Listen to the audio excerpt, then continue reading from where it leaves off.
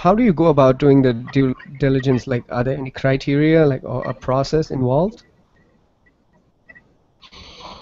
Yeah, the first process is collecting all the relevant information and data. So if there are companies involved as sellers, developers, and builders or contractors, we check the health, the legal health of those companies. Who is actually behind all of those companies? Who are clients doing business with? We check in the relevant court if there are any court cases against not only the companies but the directors and the shareholders of the companies. That's something that many clients might not think about when they meet a seller.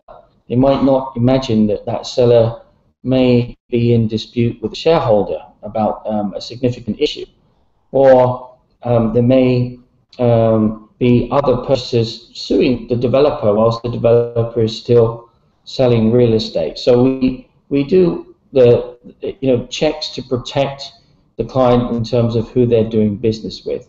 Many clients ask about the financial status of private companies, and it is of course more difficult to check other than looking at the audited accounts of a company, the liquidity, and obviously the financial health of a limited company. So what we would do in those circumstances is ask a series of questions.